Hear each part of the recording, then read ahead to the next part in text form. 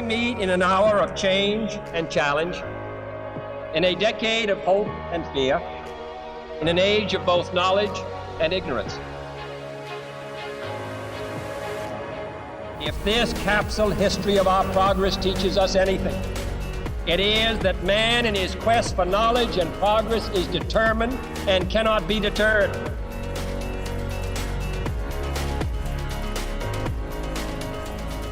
Because that goal will serve to organize and measure the best of our energies and skills. Because that challenge is one that we're willing to accept, one we are unwilling to postpone, and one we intend to win.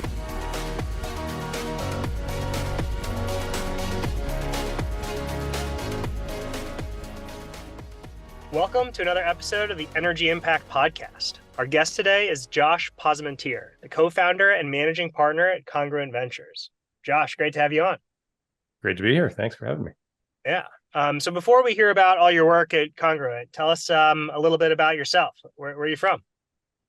I am originally East Coast native, but I've been in California now longer than anywhere else. Came out to Cal as an undergrad and spent some time in and around the physics department and one of the national labs, and then ended up in semiconductors for a dozen or so years.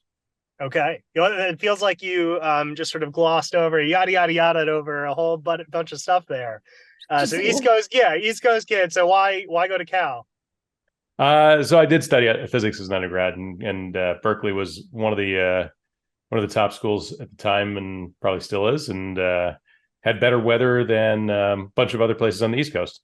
Okay. Beautiful California. It's physics, but it was weather and it was being outside, and yeah. It's beautiful. It's the Bay Area. Can't go wrong. Was there family connections or anything? Like, no, it's just nope. You could have chosen UCLA, but you didn't. So it can't have been totally weather. No, definitely the quality of the school. I was a materials guy, mostly carbon compounds, actually, even back then. Fascinating. Yeah. So what was the origin story for that? Just something I always loved. I love understanding how things work. Love learning about new things. And I had both a math major roommate and a mechanical engineering roommate. As a math major would say, physics is just applied math. So I almost got a double major in math also. And then, as I would tell my mechanical engineering roommate, it's just applied physics. So I was always so you can you learn to learn, and you learn to, figure stuff out from first principles. Yeah, fascinating. But I mean, come on, you weren't born loving physics. Like what? Maybe you were. How did you discover that? Like, you give us a little bit more than nice weather and physics. Come on.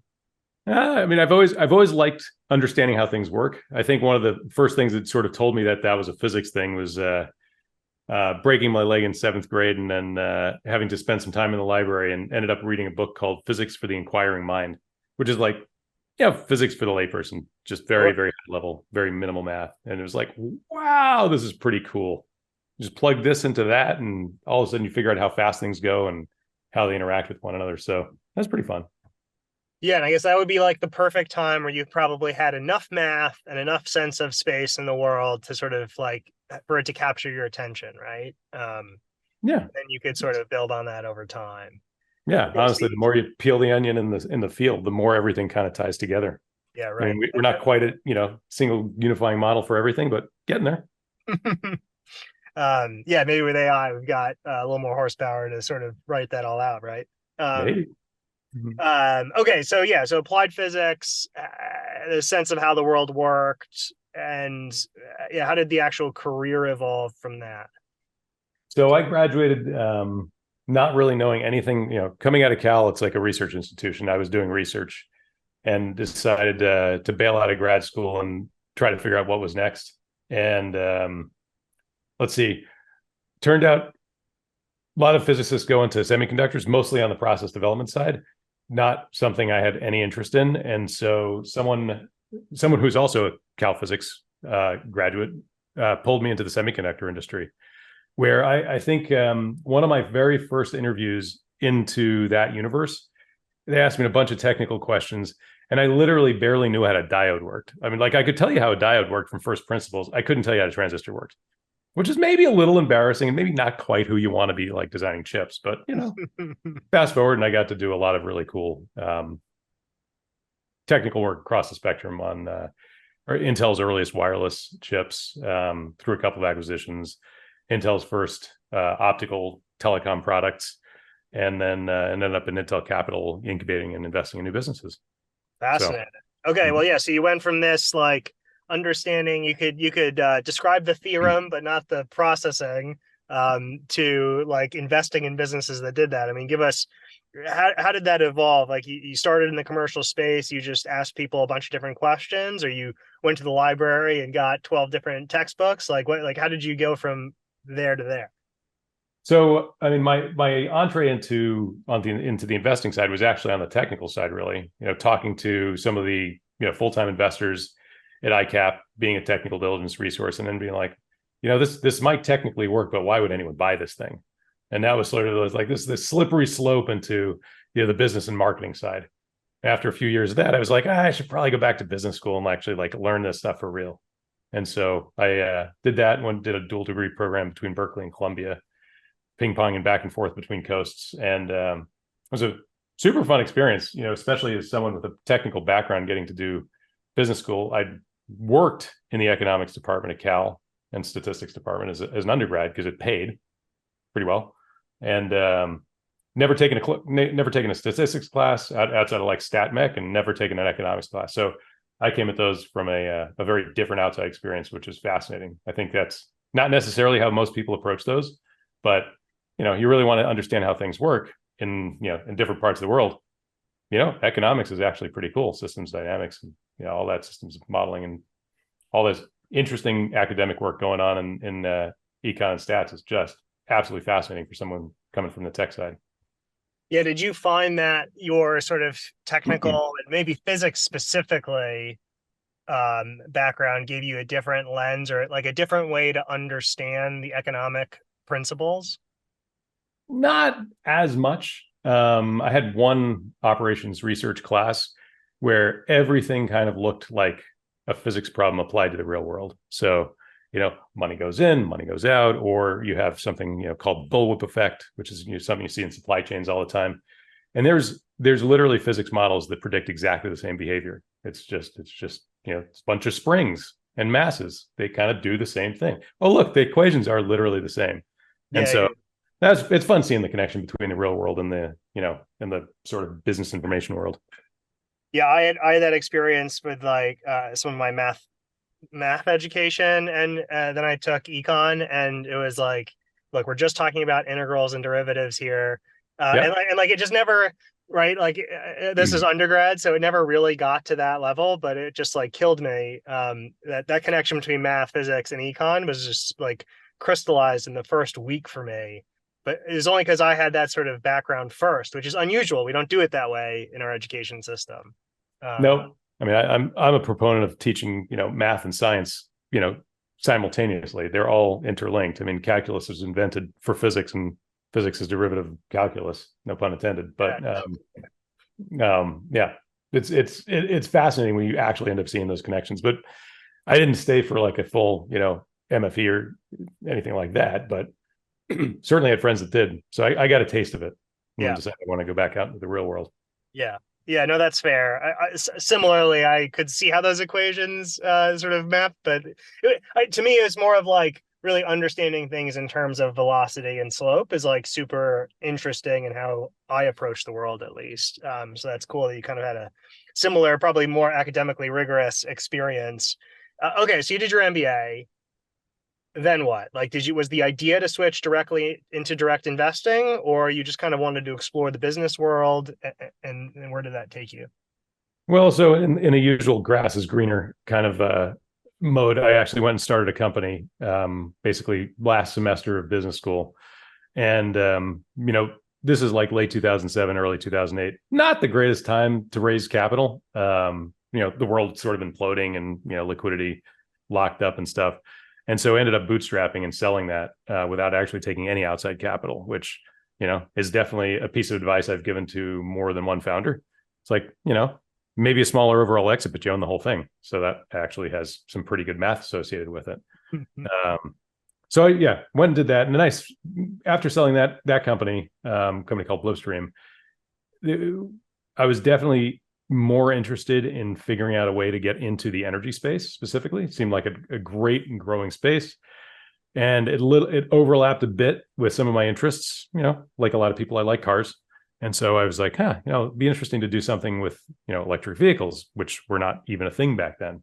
Tesla was just getting booted up, just starting to build stuff. And so I was lucky enough to basically find support at a big semiconductor company to do what was essentially a little bit of a CEO's pet project, which is go build chips for EVs. I mean, and modern electric vehicle has something like 10x the silicon internal combustion engine car, just so much more silicon for everything from battery management to communications to power electronics. And so huge opportunity for a semiconductor company to really get a bigger share of wallet for a growing segment. So I was lucky enough to get in there and help build that business unit into, what's over the next 3 or 4 years, we built it to a global business and won most EV sockets and most vendors, not everyone, but the big ones. And so, that was super satisfying. And of course, as things go, that company got acquired. And that was National Semiconductor, got acquired by Texas Instruments. And I live out here, I had zero desire to move to Texas. And that was definitely the progression, were you to stay and want to, climb the ranks. And so I joined a friend of mine from business school to jump into what ultimately morphed into Prelude Ventures. So Prelude's a multi-stage, climate tech fund out of San Francisco, single LP backed. So I was the second person there. Spent close to 6 years building out that core portfolio before kicking off Congruent with a friend of mine, Abe Yokel, and two of us came together and said this really needed to reboot this early stage climate sector. Prelude's multi-stage. Most of the early stage investors in the sector had gone away after the clean tech 1.0 bubble burst and not really come back. And so that whole early stage sector of the economy in climate was just non-existent. And so one of the things we did was basically try to reinvigorate that. We, take a very collaborative model, very syndicate friendly, work with everyone we can, bring mainstream tech investors into climate deals, and basically just chase good returns with the thesis that one of the most impactful things we can do is actually show you can make good money in climate. So far so good. So that's kind of bringing us to the current day. Yeah, fascinating. Yeah, let's peel back some of that Prelude experience and then into Congruent. You yes, you kind of did energy, electric vehicles, but then Prelude would have been your first introduction into the broader sort of energy ecosystem. Is that fair? Technically, I ended up running everything from grid scale energy storage to inherited a smart grid business unit as well, while still in semiconductor space. So I kind of had some entree to basically all things grid and grid connected. But that's still a limited space. I hadn't really touched advanced materials or food and agriculture or, industrial and supply chain where it comes to carbon footprint reduction. So a lot of that was new and, learned over the last dozen years or so. Yes, you were appropriately sandbagging your experience there. You had you had broader sense than, just a little bit. If I don't call you out on it, you'll keep doing it. So we keep having that. Okay, yeah. So you had this. So was there like a conscious decision then with Prelude that were you looking for that opportunity to move more buy side, move more energy market focused, or it was just the relationships that you had with the folks there at the time? They called you up and said, "Hey, man, we want you to come join us." I generally was sort of done with the corporate world for a little more time, and I didn't really have the bandwidth in terms of attention span to go back and do another startup. And honestly, I think the best way to do startups is when you have an idea, then you do it. You don't do it and then figure out an idea to go do it with. So didn't have something brilliant anyway. And I like most investors, or most venture investors anyway, a good healthy dose of professional ADHD. And so, there's really no better way to scratch that itch than to basically spend all that time every day with different companies. So I'm fascinating. lucky enough to get to do that all the time. Yeah. And so, what years roughly then was Prelude? I'm just trying to understand sort of the It's like history. 11 through 16. Okay, man. So you were shale all the way through like the next sort of mini oil crash. So Interesting. And like, yeah, res was sort of a thing, but not really. So yeah, like how did your thesis evolve over that 5-6 year period? I mean, there's a lot of change in energy markets during that time. yeah, I mean, I was lucky enough to watch the whole, Chinese explosion of the US solar market, while I was on the other side of the table. And that was definitely interesting to watch. So learned a lot. So throughout that time, I mean, there were a lot of fields that really had been underinvested in. So really, batteries had been one of them, more on the conventional battery side than any kind of fancy stuff. And so, I made a few battery investments, dabbled in a few other places, but really just got deeper and smarter on a bunch of different segments. So food and agriculture is a place I have a lot of interest in. Don't have any sort of historical entitlement there, so it's all kind of learning on the fly. But I've made a couple of CPG food investments, seem to be going well. Some other stuff on the agricultural side, from carbon sequestration to more efficient harvesting techniques and crop management. So like all of these things are hugely impactful. But the more you peel the onion in terms of where our emissions are, the more you can be a little bit more focused and be like, okay, that's clearly a market opportunity. Okay, who's tackling this? So who's take ammonia production or even just straight fertilizer. That's a huge source of anthropogenic emissions. And if you can somehow find a way to make farms more productive without that, so reduce the inputs and increase yield, it's like 2 for 1. So, made investment in Pivot back in the very earliest days. Pivot Bio does, bio-based fertilizers that use, naturally occurring microbes to help fix nitrogen and avoid the need for more chemical fertilizer. It's like high leverage, really interesting, something that doesn't requires a lot of engineering, but by the time we invested, it was clear that some of the core IP worked. And that's usually, kind of a pretty safe place. We'll take engineering risk, but not science risk, is usually how we put it. Interesting. Yeah, that's it's interesting to hear how different firms at different stages are thinking about different risks, particularly when it comes to I'll call it hard tech, but that's sort of unfair. More of the capital intensity and like physical nature of a lot of what we're trying to do, right? So the models from a traditional VC and SaaS doesn't seem to apply as easily to some of these different aspects. So that's an interesting take. Yeah. It's definitely a different flavor of pattern recognition. I mean, you can't just be a straight SaaS investor and invest in a bunch of hardware companies. It's a good way to lose your shorts. But that being said, a lot of very traditional, venture economics still come into play with hardware stuff. Like, we're not going to invest in hardware companies with, single digit gross margins, even if they're massive markets. That's still a tough sell, given the inevitable capital intensity, not being able to recover that quickly enough. So we're still chasing high margin hardware stuff, software, combination, fintech, you name it. Yeah, fascinating. Yeah, maybe that's a good segue, as you were describing Congruent, of kind of bringing in some of the existing SaaS folks or more mainstream folks. Maybe talk about what the thesis was there and how that's played out. So I love bringing in, mainstream investors when they're, that are just straight up good investors. That's a good way to bring, all the team dynamics and, team analysis and helping companies actually just think through that stuff. That's not specific to the sector. I mean, that's something that spans the gamut. So it's great to have veteran investors on board with us. So, different high profile groups that have no climate focus or emphasis whatsoever have joined us in deals, and it's been super, super creative. I mean, we've had Sequoia lead a follow round, Bond Capital, DCVC, Union Square, before they had the climate fund. So I'd say a lot of these are climate curious, but they really have zero mandate. They're just looking for good deals. And honestly, the help they provide and the insights they bring are super helpful. I mean, this is an early climate venture is still early in its evolution. We're one of the oldest currently operating groups, but there's a ton of folks now, but very few have been in climate for long. So the best ones are being very thoughtful about, going in slow and slowly building. There are definitely a few groups that are out there that have been at it through the first bubble as well.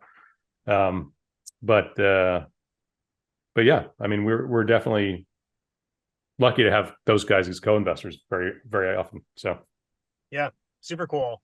Yeah, talk to us more about the sort of your fund structure team.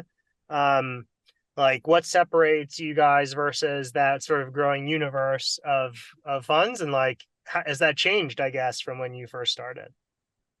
Well, yeah, it's certainly changed. I mean, there's definitely more groups around the table now. It's arguably easier now to raise capital in the sector than before, just because there's just so many more options. I mean, our team and our differentiation is, it's hard to say really anything without it being super cliche. Like, just admittedly, we got to poke fun at ourselves. We add value and we're synergistic. Yeah. And how can I be helpful? But we try as long as things are going well, right? As long as things are going well, yeah. But honestly, as things are going sideways, that's when you can actually add a lot of value. No, that's true. And things do go sideways with regularity. It's something with the economy or the sector or the tech or team or something.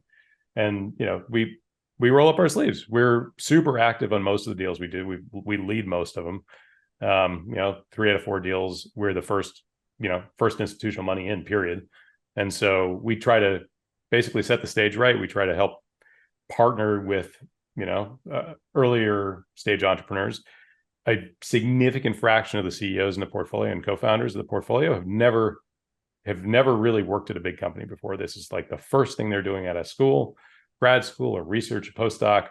And so there's just a ton of learning, and watching these guys scale from, literally straight out of grad school to companies making tens of millions a year and, having 300 or 400 people is just crazy. And so everyone needs a lot of help. So we bring our networks, we bring our connections, we bring our customer contacts, we bring everything. And we try to do it in a low latency, helpful, non-pain in the ass way. So that at least I hope is the ethos we project. I think it helps us win deals occasionally when there is actually competition. But, again, we're trying to add that value and have that be a self-reinforcing feature. Totally. Yeah, it's got to be fun for you too to sort of scratch that itch a little bit, right? You are, maybe not recently, you're still a bit of a lifelong operator at heart, I sense. It's just a bit of a grind to do it in a single. I think over the last decade, I've gotten a lot better at pretending I'm a board member, not an operator. It is often a frustrating experience when you full well that you've been in this situation, you could do this better in some ways, but that's not your job anymore. And so you just have to actually, change the thinking to say, I need to enable, these CEOs or these founders to do this better than I could do it. And sometimes they surprise you and absolutely rise to the occasion, and that's the best. And then you're like, well, geez, I couldn't have done that. That's great. Or I wouldn't have thought of that. Great, even better. So, we at the end of the day, we invest in great teams and we have to trust them. Yeah. Yeah. And especially, you said first institutional capital. So I assume mostly seed, maybe some Series A. Yeah, we'll go anywhere from pre-seed through Series A. I mean, it really comes down to how big's the round, how much you're raising, and what's it for. Got it. So yeah, so it's still pretty team oriented and maybe a little bit of market traction or a little bit of like tech definition. Yeah. So talk to us a little about that diligence process, like especially on the team building side. Do you have is there a pretty process oriented like rubric approach? Is it like, oh, I want to get this person like super drunk one night and just see that they're not an asshole? Like what's the, without sharing secret sauce, like what's your process? So I'd say we're pretty boring as these things go, if that's at least the spectrum you're used to. But we're a bit old school. We underwrite deals on the quality of the team, their relevant experience, or their potential to sort of execute on this, their entitlement. We focus a ton on go to market, a lot on technology. Although to date, it's almost never the technology that's a cause of failure. I mean, that just generally isn't the case. It's always something to do with misunderstanding the market or having a team dynamic that didn't work. So we spend way more time on go-to-market and team than necessarily on technology. But we also have, a ton of pattern recognition. We see thousands of companies a year. So as far as the team goes, we've put together what I think is a pretty broad team.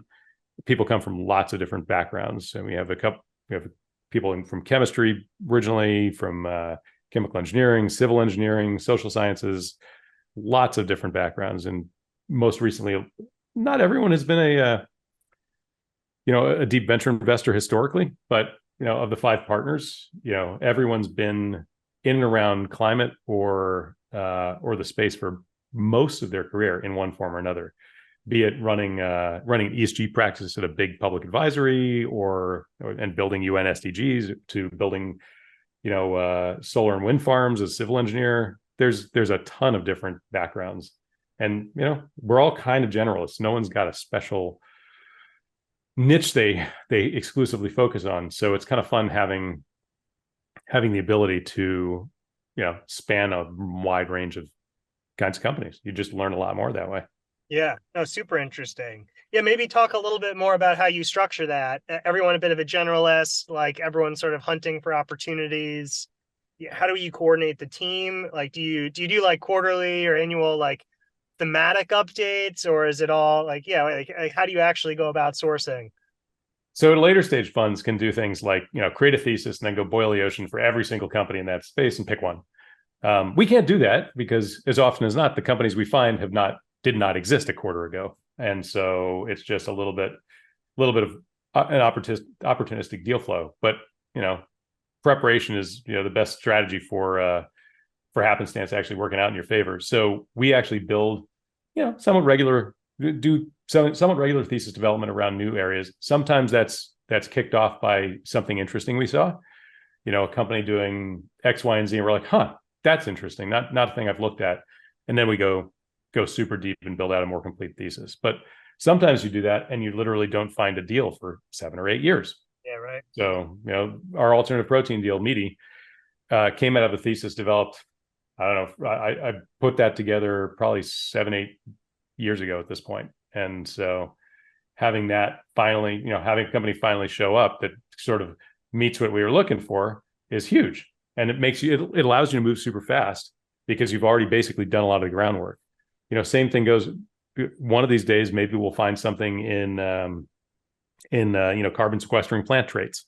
We've done a lot of work in that space, or built environment and materials. Like we kind of know what we want to see in that universe and just haven't seen it yet. So we'll wait and keep looking. Yeah, sure. I mean, can you share some of those? Like, what are you looking for? I mean, I feel like I've at least seen different companies that on its surface would be in those spaces. Like, what are you looking for that you haven't seen?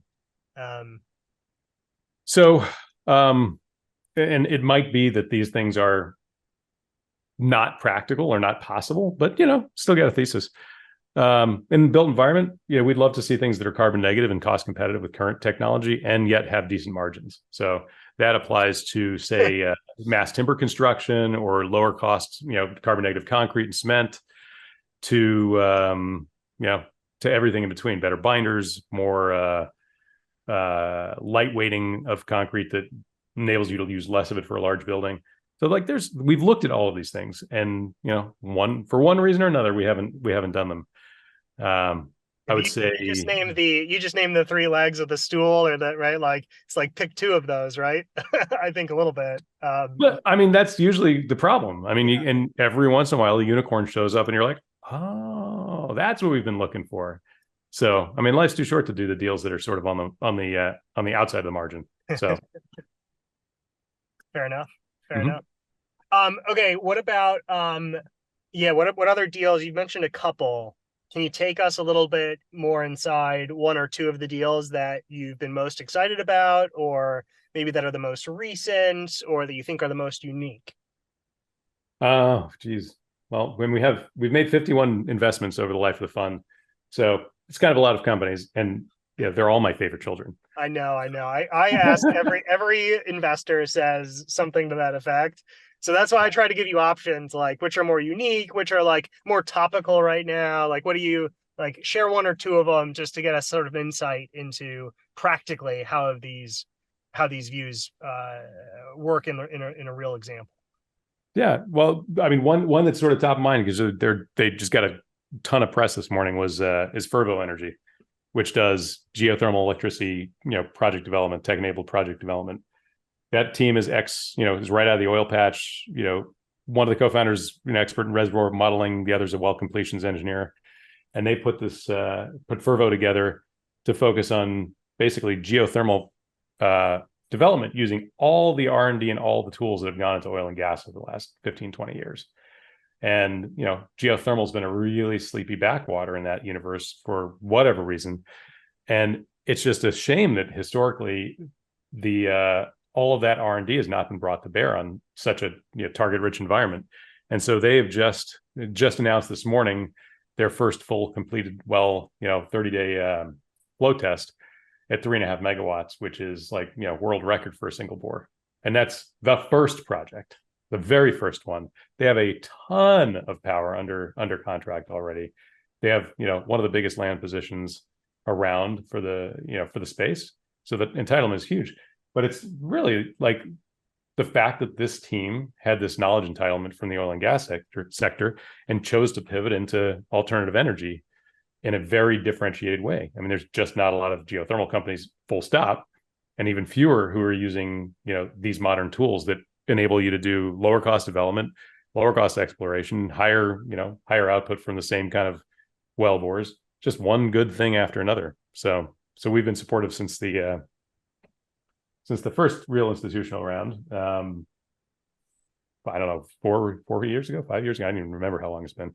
But we're pretty enthusiastic, needless to say. So that's one. This was not even on the radar. I mean, I'd looked at a handful of geothermal companies, and just nothing was even remotely close prior to that.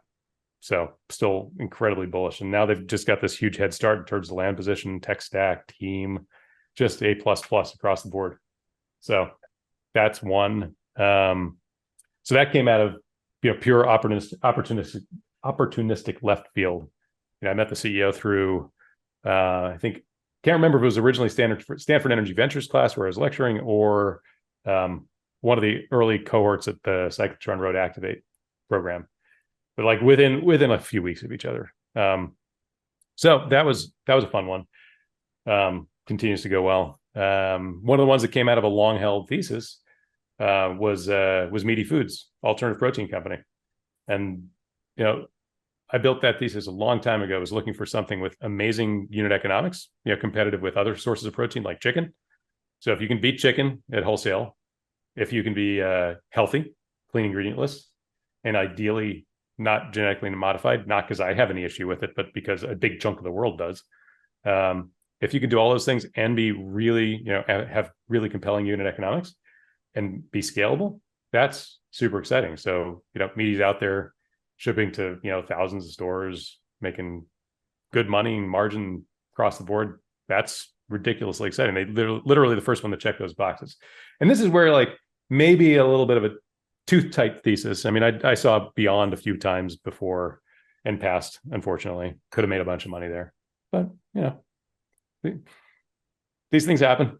We'll see how this one works. It's hard to be resulting on your investment decisions too, right? Like, yeah, you have a thesis. You're never going to get everyone, right? You just can't do it. And they say you're supposed to have an anti-portfolio that's a multiple of your portfolio. So, I'm working on it. Yeah, it just happens over time, right? You can't possibly hit them all. And if you don't have the level of deal flow that you have misses, then you're probably not actually doing the good ones anyway. So that makes a lot of sense. Yeah, I mean, being a seed stage investor, we are fully expecting losses. We tell our LPs we're going to have, a high loss ratio, but that's fine. The math works. So we're willing to take risks. Yeah, I think that's the part for me that's so sort of counter to any of my institutional investment sort of training, is that especially in the energy space, right, and project space and commodity space, that power law doesn't exist the same way. No, right? No. And so it's so counter to everything that like I learned. I've come around a little bit to like that idea of like TAM team, and you call it what's the word that you've used that actually is the first time I've heard it, but I like it, like entitlement, right? Mhm. Like that sort of marriage of market size, team capability, and thesis is like is pretty interesting and is probably what matters at the root of most businesses. It's just not how I'm used to thinking about it. Yeah, no, at this particular corner of the investment world, that's kind of it, right? We're looking for the outliers. You look at what makes big funds successful, and it's like 1 to 2 deals.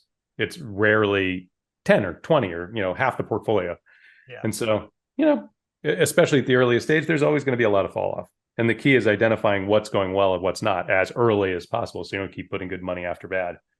But it's also it was a very noisy environment for the last few years, with a lot of capital flooding in, with maybe less experienced investors in this sector, just deploying and thinking about things in terms of like enterprise SaaS multiples, which is like maybe that doesn't make any sense here. Yeah. So I'm not gonna lie that some of our companies took advantage of that, but cheap capital while you can get it is just fine. But you got to be realistic about how companies trade in this sector. Or, this is a very big sector with a lot of different corners. So we do enterprise SaaS deals too, and they trade on the enterprise SaaS multiples. Go figure. Right. Yeah, maybe give us some of your perspective on some of the just market volatility over the last like 6 to 9 months, maybe 12. Like, yeah, I mean, it's been super interesting. Like, if you have to field more LP calls, like, are you did opcos changing strategies, or like this is just part of cycles and sort of steady eddy? I mean, the good thing about being an early stage investor is most of the time we invest pre-revenue and oftentimes pre-product. So there's usually a gap of years between our investment and when someone hits the market. So a lot of our investments, even with this volatility, are still in R&D phase. Like, it's just we're developing products, we're piloting them, we're testing them. Nothing is slowed down in that space. And so like this is a really good place to be in crazy volatile times. We do have a few later stage investments, most of which, did some form of runway extension, be it raise a little more money, just reopen the last round, do a small riff, whatever. Just try to, extend the timeline on the assumption that it's going to be harder to raise capital at later stages at huge up rounds. So I would say, market volatility wise, there's still a lot of unpredictability. I think we have not yet seen the full correction at the early stages. We have definitely seen a lot of correction at the later stages. So no surprises on any of that. But there's still a lot of questionable valuations at all across the spectrum right now. That I think it's only a matter of time before we see the full correction. So yeah, interesting. Yeah, I mean, I think it's just generally so hard. There's enough of like a commodity and regulatory sort of like cross commodity and regulatory sort of overlays. I think it is really hard to. Well, I imagine it must be really hard to like come on a valuation in a pretty binary outcome, right? Or like mostly binary outcome. I mean, like I don't know, maybe that's not fair. I mean, most of our companies are not looking at binary outcomes. I mean, usually binary outcome is because I don't know, something happened with the team and it imploded, or I suppose in the biotech and pharma space, something just did not work at field trials or clinical trials. So we rarely have that. It's much more of a continuum. Like, oh, this thing came in at like higher COGS, lower margins. Oh, anything that's going to be valued here is going to be, the multiple is going to be lower. But we could still find a home for it. It'll still be an okay outcome. It won't be a home run. So like it's much more of a continuum in this space, because usually companies are solving an actual problem of some sort. So as long as you're solving a real problem for a real customer, you've got some intrinsic value, as long as you don't totally screw it up. If you can't figure out how to sell something, that's a different story. That's another place that sometimes there can be a little bit of binary outcomes. You literally just run out of money and can't raise more because you couldn't figure out how to sell the thing you invented. So this is why we spend all this time focusing on go-to-market and path to market, channel development. That is as often as not, just as important as whatever you develop for your product. Totally. Yeah, no, that makes sense. Yeah, that makes a lot of sense. Okay, very cool. So yeah, so what are you kind of looking forward then? You've got sounds like you have a couple of theses on the sideline waiting for the opportunity. You'll continue to like meet some inbounds. Like if we were having this conversation 5 years from now, what would we be talking about? Ooh, 5 years from now. Well, hopefully we have a nuclear fusion company we've been in for a couple of years. Hopefully they're showing net gain. I thought you don't take science risk. Well, not usually. There's always an exception to the rule. And like we'll take a complete flyer, once or twice in a portfolio per fund, but we certainly won't do more than that. So yeah, that's so we're in Avalanche Energy, which is kind of a novel approach. And they had some early indicators all simulated that this is probably some flavor. This is probably going to work. It's all in the margins, like where it doesn't work, of course. So we'll see. Like 5 years, we should know. So that might go to 0. That might be really, really exciting. I'm betting on the exciting side. Yeah. I think in 5 years we're going to see a lot more quality exits out of the space for real companies doing real things with at real revenue run rates. So that'll be exciting. Hopefully the IPO window will have reopened and we'll see legit exits across the spectrum, not just big SPAC fan. It sounds like. No. I mean, I personally benefited from that. One of my old companies, went public via SPAC, and it was, it was one of the few that held up for a long time. But no, I mean, it's insane for companies, in my opinion. Obviously opinions vary, but it's insane for companies to go public, way pre-revenue and below some threshold of critical mass. It's just the wrong move, especially on. Especially if you especially if you're using it as a capitalization event rather than a liquidity event. So I think IPOs should largely be liquidity events. Companies should be healthy and growing with a decent top line. That's just sort of the responsible thing to do. And that should be, a liquidity opportunity and maybe, capitalize the company a little more to grow even faster. But that is 100% not the case for most of those SPAC companies. So yeah, that other shoe's going to drop one of these days, but it feels like it sort of has, or at least that market sort of certainly appears to. The announcements continue to come, but the actual de-SPAC process seems to have dried up a little bit. I don't know. I share your view. I mean, Oklo was just a few days ago, so yeah, we will see. Again, the announcement, right? It's easy to make an announcement. There's like a certain alignment of incentives there between the SPAC management and getting a transaction done that I don't love. I share your. It's a ton of friction. It's a ton of overhead. It's just, and it's not usually conducive to actually growing the market. So that's. We'll see. I mean, multiple of our companies got approached by SPACs, and some of them have ex-public company CFOs who are just like, not over my dead body. Are we going that direction? That's just insane. Like, you have to be nuts.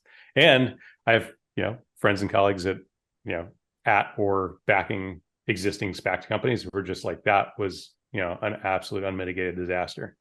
So I think we maybe dodged a bullet. It's mostly because the portfolio is still a bit on the young side for that era of willy-nilly SPACs, but whatever. I mean, at the end of the day, we're fiduciaries to our LPs. We're here to maximize returns to them, within our space. So yeah, we'll do the right thing. Yes, it's got to be kind of it's got to be nice to apply some of that perspective, sort of going back to being a board member versus an operator. I mean, you certainly have seen a number of cycles and sort of fads on both sides, even going back to 2007, like literally bootstrapping a business in 2007, 2008, that hopefully your founders sort of appreciate, right? Like you've at least been there on the other side and can kind of share some of those historical echoes. Yeah, I mean, it's a tough thing to convince companies that are on the verge of hyper growth to go slow and be conservative about team build. Some CEOs get it intrinsically. Like we have one that's just probably more conservative than I am, and it's a constant fight to get them to hire salespeople. It's like, no. you seem to be, every time you get a salesperson, you just like, you dramatically increase what you're selling. Like it's the data's right there. Just hire more salespeople and sell more stuff. But it's like, well, that's going to shorten my run. I'm like, yeah, maybe. But all that, if it's all recurring revenue and it's enterprise SaaS kind of margins, more the merrier. So there's always a, healthy tension, especially with the better, more experienced CEOs that have already been through a crunch of some sort. So, I come with my own scars from that era. Different people come with different scars. So the best we can do is be like that voice of reason, to be like, let's be deliberate. Let's think about the strategy for next fundraising and, where you need to be and what you need to accomplish and key milestones, yada, yada, yada. So. Yep. No, totally makes sense. Cool. And then we're sort of running up on time. What have we not talked about that we should? I don't know what your listener base is like, but one thing I always encourage and have seen a lot of really, in a high quality way is amazing people coming into the climate sector from mainstream tech. So anything we can do to encourage that. I mean, a good operator in one place, it doesn't necessarily translate to a good operator in another place, but it mostly does. It rhymes, whatever you want to call it. And so we do our best to surround our, especially our early stage companies that have been founded by, hardcore tech founders, with people who have also built real businesses elsewhere. And in every case I can think of, that's been super helpful. So, insofar as you're at a big company and you really want to, dabble in climate, learn a little more before jumping in with both feet, there's tons of opportunities to do that too. So I put a plug in for Climate Draft, which is one of those organizations that helps both educate and make connections with really experienced founders and really experienced operators and founders in the founder community. So like we do our best to be sort of pay it forward in that universe as well. Fantastic. Yeah, that's what a way to end it, with a call to action for filling out the operating profile or pipeline. Yeah, amazing. Josh, thanks so much. Really a pleasure hearing your take, and look forward to look forward to hearing about Fusion 5 years ago. It's coming one of these days. Awesome. And not 10 years off anymore, just to be clear. All awesome. Right. Good talking to you. Yeah. Our leadership in science and industry, our hopes for peace and security, our obligations to ourselves as well as others, all require us to make this effort, to solve these mysteries, to solve them for the good of all men and for the progress of all people.